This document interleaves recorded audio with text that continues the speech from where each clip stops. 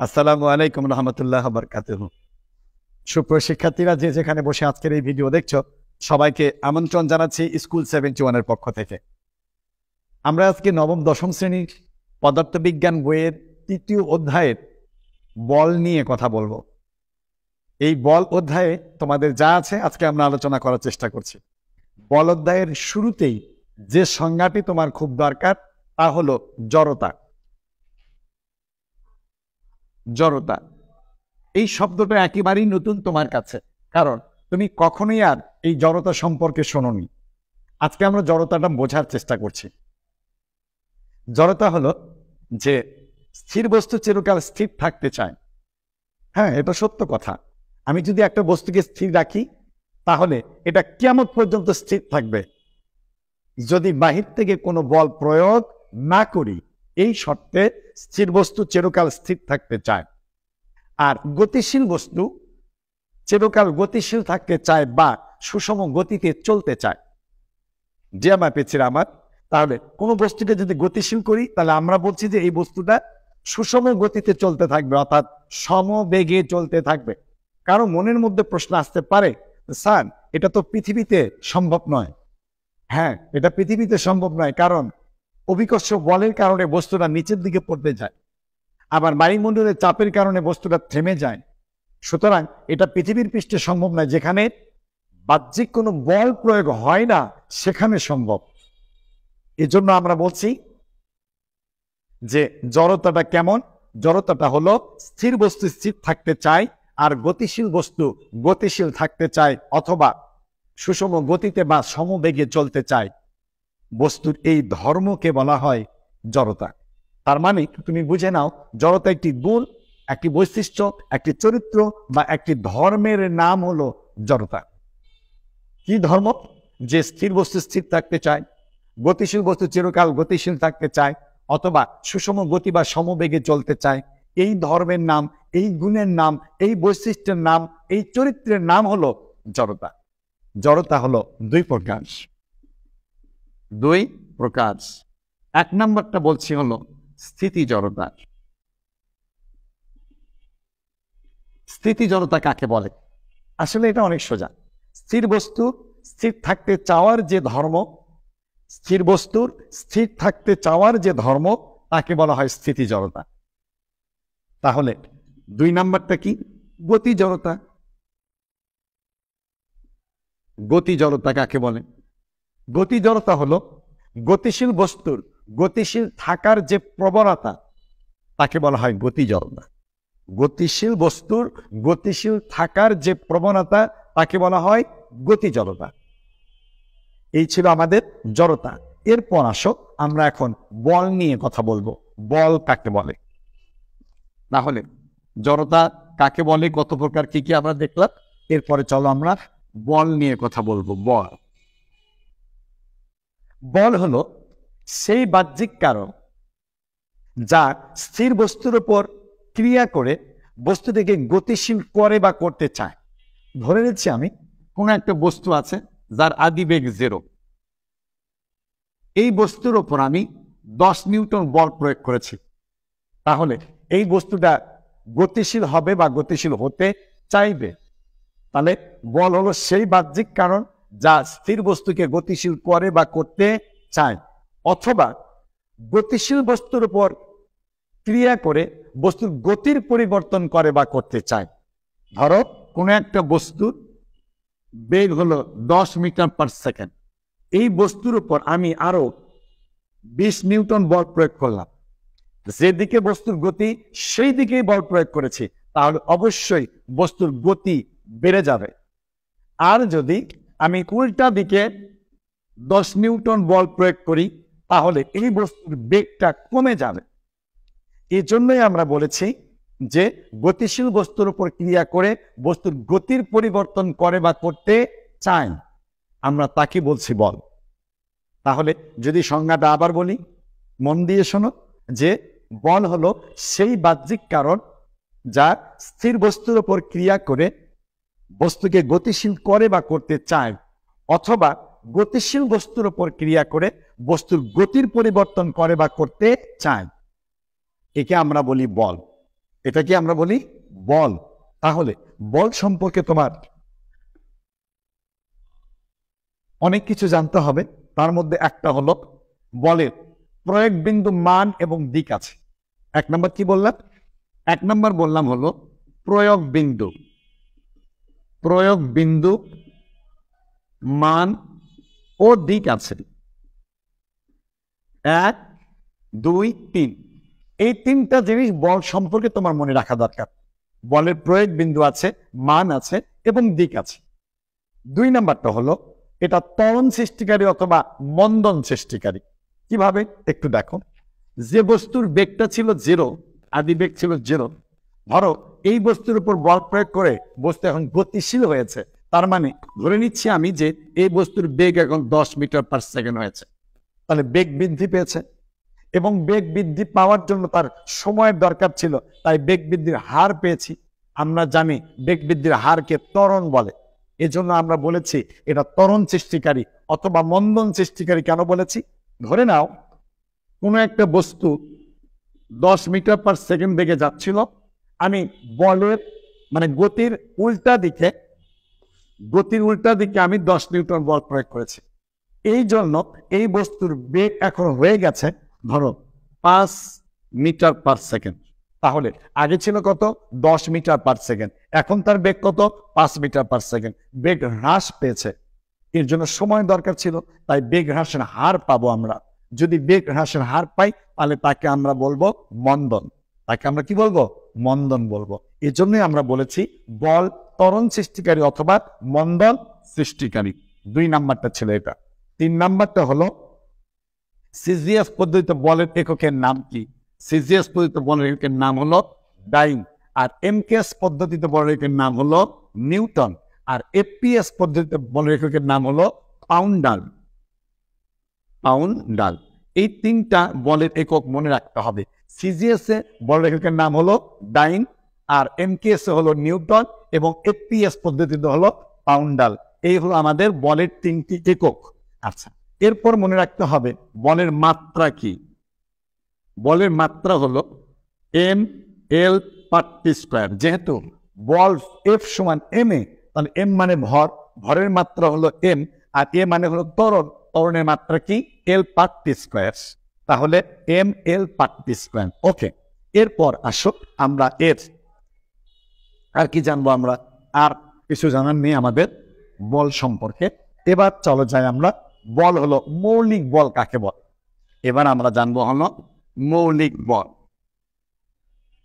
মৌলিক বল কাকে বলে? Okay fine. আমরা জানি যে মৌলিক বল হলো স্বাধীন, নিরপেক্ষ, মূল এবং অকৃত্রিম। অর্থাৎ অন্য কোনো বলের উপর নির্ভর করবে না, বরং অন্যান্য বল যেসব বলের সমন্বয়ে গঠিত তাকে বলা হয় মৌলিক বল। আমি মৌলিক বল সম্পর্কে স্বাধীন, নিরপেক্ষ, মূল, অকৃত্রিম বলেছি। অন্য কোনো বলের উপর নির্ভর করে না, বরং অন্যান্য বল যে সকল বলের সমন্বয়ে গঠিত তাকে বলা হয় মৌলিক বল। এই মৌলিক বল হলো 4 প্রকার। 4 প্রকার। নাম্বার 1 হলো মহাকর্ষ বল। 2 নাম্বার হলো দুর্বল নিউক্লিয় বল। নাম্বার 3 হলো তাড়িৎ চৌম্বক বল। 4 নাম্বার হলো সবল নিউক্লিয় বল। এই 4টি হলো আমার মৌলিক বল। আমি আবার বলছি, মৌলিক বলগুলো স্বাধীন, নিরপেক্ষ, মূল, অকৃত্রিম। অর্থাৎ এই 4টা বল অন্য কোনো বলের উপর নির্ভর করে না, বরং অন্যান্য বল এই বলগুলো দ্বারা গঠিত। এই জন্য আমরা এদেরকে বলছি হলো মৌলিক বল। এদেরকে কি বলছি আমরা? এদেরকে আমরা বলছি হলো মৌলিক বল বলছি। ওকে, এবার এসব পিচ্ছি না আমরা একটা একটা করে একটু আলোচনা করি যে মৌলিক বল আসলে যে 4টা ছিল তার মধ্যে 1 নাম্বারটা কি ছিল? আমাদের মহাকর্ষ বল ছিল। মহাকর্ষ বল। মহাকর্ষ বল কি? মহাকর্ষ বল হলো এফ সমান G m1 m2 divided by D square. এটাকে বলা হয় মহাকর্ষ বল। অর্থাৎ মহাবিশ্বের যে কোনো দুটি বস্তুর মধ্যে ক্রিয়াশীল আকর্ষণ বা বিকর্ষণ বল ওই দুটি বস্তুর ভরের গুণফলের সমানুপাতিক এবং উহাদের মধ্যবর্তী দূরত্বের বর্গের ব্যস্তানুপাতিক ছিল। সেই সমানুপাতিক চিহ্ন তুলে দিয়ে আমরা একটা বড় হাতের জি নিয়ে আসছি এবং আমরা জানি এই জির নাম হলো মহাকর্ষীয় ধ্রুবক। এর একটা নির্দিষ্ট মান আছে 6.673 × 10⁻11 newton metre square per KG square. এখন তুমি এখান থেকে অনেক কিছু বলতে পারবে। কি বলতে পারবে? দেখো যে দুটা বস্তুর ভরের গুণফলের হলো সমানুপাতিক হলো এই বল, তাদের মধ্যবর্তী দূরত্বের বর্গের ব্যস্তানুপাতিক হলো এই বল। এই তো আচ্ছা, এই বলের কারণে সকল বস্তুর ওজন অনুভূত হয়। এই বল আছে বলেই পৃথিবীতে সকল প্রাণী এবং বস্তু আটকে থাকতে পারে। এই কথাগুলো তুমি বলতে পারবে খুব সহজে। আমি 4টা বলেছি মাত্র। 1 নম্বর বলেছি দুটো বস্তু ভরের গুণফলের সমানুপাতিক। 2 নম্বর বলেছি হলো যে মধ্যবর্তী দূরত্বের বর্গের ব্যস্তানুপাতিক। আর 3 নম্বর বলেছি এই বলের কারণেই বস্তুর ওজন অনুভূত হয়। 4 নম্বরে বলেছি হলো যে এই বল আসছে বলে সকল প্রাণী এবং বস্তু পৃথিবীতে আটকে থাকে। এই হলো আমি 4টা বলেছি। এরপরে চলো আমরা দুর্বল নিউক্লিয় বলটা একটু দেখে আসি। চল, দুর্বল নিউক্লিয় বলটা কাকে বলে? দুর্বল নিউক্লিয় বল। এই দুর্বল নিউক্লিয় বলটা কি জিনিস? সুপ্রিয় শিক্ষার্থীরা আমার, তোমরা জানো প্রতিটা বস্তুর প্রত্যেকটা নিউক্লিয়াসে যথাযথ অনুপাতে প্রোটন আর নিউট্রন থাকে। যদি কোনো পরমাণুর নিউক্লিয়াসে এই প্রোটন এবং নিউট্রন যথাযথ অনুপাতে না থাকে তবে তাকে বলা হয় আনস্টেবল নিউক্লিয়াস, অর্থাৎ অস্থিতিশীল নিউক্লিয়াস। এই অস্থিতিশীল নিউক্লিয়াস থেকে বিটা ক্ষয়ের জন্য, বিটা এক প্রকারের তেজস্ক্রিয় রশ্মি, অর্থাৎ কোনো পরমাণু নিউক্লিয়াস যদি আনস্টেবল নিউক্লিয়াস হয় তাহলে সেখান থেকে বিটা রশ্মি নির্গত হতে থাকে। তো যদি এই বিটা রশ্মি বের হয়ে আসে তাহলে এর জন্য এক প্রকার বল প্রয়োজন হয়, আর সেই বলের নাম হলো আমার দুর্বল নিউক্লিয় বল। তাহলে আমরা বলার সময় কি বলবো, কিভাবে বলবো? আমরা বলবো যে কোনো পরমাণু নিউক্লিয়াসে প্রোটন এবং নিউট্রন যথাযথ অনুপাতে না থাকলে তবে সেই নিউক্লিয়াসকে বলা হয় আনস্টেবল নিউক্লিয়াস। এবং এই আনস্টেবল নিউক্লিয়াস থেকে বিটা ক্ষয়ের জন্য, এই যে বিটা এভাবে লিখতে হয়, এই বিটা ক্ষয়ের জন্য যে বল দায়ী তাকে বলা হয় দুর্বল নিউক্লিয় বল। ওকে, এবার চলো যাই তাড়িৎ চম্বক বল। আমরা এবার যাব হলো তাড়িৎ চম্বক বল। সুপ্রিয় শিক্ষার্থীরা আমার, তোমরা জানো যে দুটি চুম্বকের মধ্যে এক প্রকারের বল ক্রিয়া করে, সেটা আকর্ষণ হতে পারে অথবা বিকর্ষণ হতে পারে। এই বলের নাম হলো চম্বক বল। এই বলের নাম কি? চম্বক বল। চম্বক বল। আর দুটা আহিত বস্তুর মধ্যে সেটা হতে পারে দুইটা ধনাত্মক আধানে আহিত, অথবা দুটা ঋণাত্মক আধানে আহিত, অথবা একটা ঋণাত্মক একটা ধনাত্মক, অথবা একটা ঋণাত্মক একটা ধনাত্মক একটা ঋণাত্মক, মানে যে কোনো কিছু হতে পারে। দুটা আহিত বস্তুর মধ্যেও এক প্রকারের বল কাজ করে। সেটা হতে পারে আকর্ষণ ধর্মী বল, অথবা হতে পারে সেটা বিকর্ষণ ধর্মী বল। এই আকর্ষণ ধর্মী আর বিকর্ষণ ধর্মী যে বলই হোক না কেন, এই বলের নাম হলো তড়িৎ বল। এই বলের নাম কি? এই বলের নাম হলো তড়িৎ বল। তড়িৎ বল। তাহলে এই চৌম্বক বল এবং এই তড়িৎ বলের সমন্বয়ে নতুন যে বলের সৃষ্টি হয় তাকে বলা হয় তাড়িৎ চৌম্বক বল। হয়ে গেল।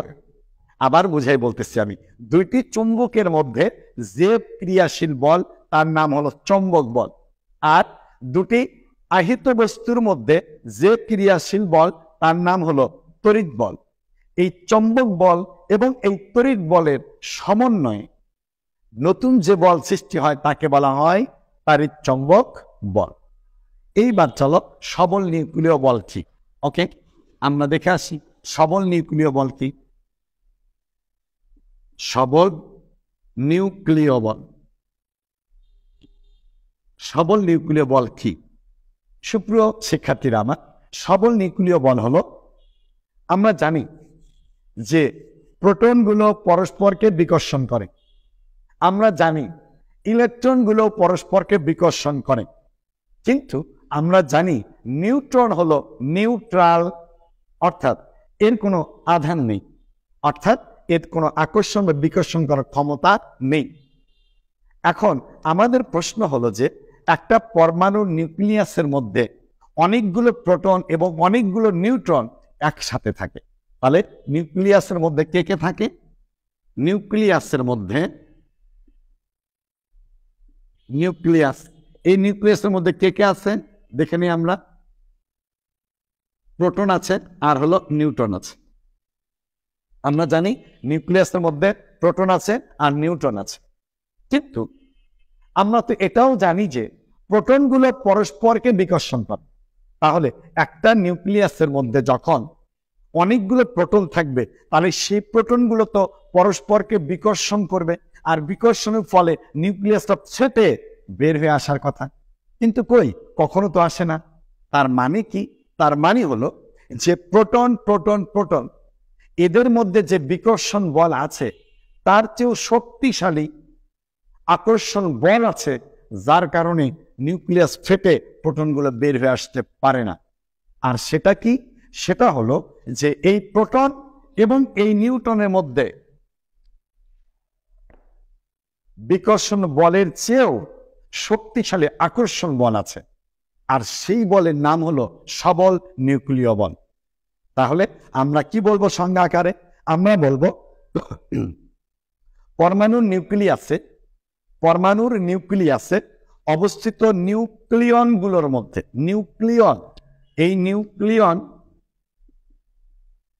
নিউক্লিয়ন অর্থাৎ নিউক্লিয়াসের মধ্যে যারা যারা আছে, আমরা জানি নিউক্লিয়াসের মধ্যে প্রোটন আর নিউট্রন আছে, তাহলে এই প্রোটনকে বলা হয় নিউক্লিয়ন, এই নিউট্রনকে বলা হয় নিউক্লিয়ন। তাহলে পরমাণুর নিউক্লিয়াসে নিউক্লিয়নগুলোর মাঝে যে প্রবল আকর্ষণ বল কাজ করে তার নাম হলো সবল নিউক্লিয়ন বল। তার নাম কি? সবল নিউক্লিয় বল। তাহলে নিউক্লিয়াসের নিউক্লিয়নগুলোর মাঝে যে প্রবল আকর্ষণ বল ক্রিয়া করে তাকে বলা হয় সবল নিউক্লিয় বল। ওকে, এই ছিল আমাদের 4টি মৌলিক বল। এরপর চলো আমরা অন্য প্রসঙ্গে যাই। সেটা হলো কি, আমরা এবার দেখি যে আমাদের নিউটনের গতিসূত্রগুলো কি কি। আচ্ছা, নিউটনের গতিসূত্র কি কি আছে? নিউটনের গতিসূত্রগুলোর মধ্যে বলতে হয় যে 1687 সালে, এই তো সেদিন, আমি মজা করে এভাবে বলে থাকি যে এই তো সেদিন, মাত্র কয়েক বছর আগে, 1687 সালে স্যার আইজ্যাক নিউটন তার একটা অমর গ্রন্থ আছে, তার একটা বই আছে, সেটার নাম কি? তার নাম হলো ফিলোসফিয়া ন্যাচারালিস প্রিন্সিপিয়া অ্যান্ড ম্যাথমেটিকা। এই অমর গ্রন্থে তিনি 3টি রাশি নিয়েছিলেন, একটা হলো ভর, একটা হলো গতি, আরেকটা হলো বল। এই ভর, গতি, বল, এই 3টার মধ্যে সম্পর্ক স্থাপন করে তিনি 3টি সূত্রের কথা লিখেছেন। সেই 3 সূত্রের নাম হলো নিউটনের গতিসূত্র। তার প্রথম সূত্রটা কি ছিল? তার প্রথম সূত্র ছিল বাহ্যিক কোনো বল প্রয়োগ না করলে, অর্থাৎ বাহির থেকে যদি তুমি কোনো বল প্রয়োগ না করো, তাহলে স্থির বস্তু স্থির আর গতিশীল বস্তু সুষম গতিতে সরল পথে চলতে থাকবে। তার মানে তুমি যদি কোনো বস্তুকে স্থির রেখে দাও, u=0 রেখে দাও, তাহলে সেটা স্থিরই থাকবে, অর্থাৎ আদিবেগ শেষ বেগ অলওয়েজ 0ই থাকবে। আদিবেগও যা, শেষ বেগও তাই হবে। তাহলে স্থির বস্তু স্থির থাকবে এবং গতিশীল বস্তু সুষম গতিতে চলতে থাকবে। তার মানে যদি কোনো বস্তু তুমি বেগ দাও 10 মিটার পার সেকেন্ড, তাহলে এটা যদি আদি বেগ হয় 10, তাহলে শেষ বেগও হবে 10 মিটার পার সেকেন্ড। অর্থাৎ সুষম বেগে বা সমবেগে চলতে থাকবে এবং সেটা সরল পথে চলতে থাকবে, আঁকাবাঁকা না, কিন্তু সরল পথে চলতে থাকবে। তাহলে 1 নম্বর সূত্র কি ছিল? যে বাহ্যিক কোনো বল প্রয়োগ না করলে, অর্থাৎ আমি যদি বাহির থেকে কোনো বল প্রয়োগ না করি তাহলে স্থির বস্তুটা স্থির থাকবে আর গতিশীল বস্তুটা সুষম গতিতে বা সমবেগে চলতে থাকবে এবং সেটা কোন পথে? সরল পথে চলতে থাকবে। এটা ছিল 1 নম্বর সূত্র। 2 নম্বরটা কি ছিল? 2 নম্বর সূত্র ছিল,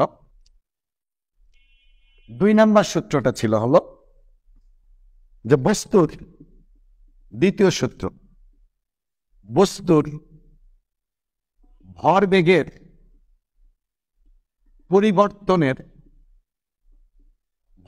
পরিবর্তনের হার প্রযুক্ত বলের সমানুপাতিক।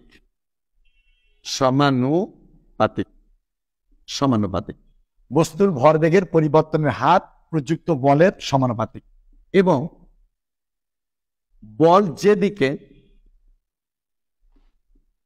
ক্রিয়া করে ভরবেগের পরিবর্তন সেই দিকে হয়।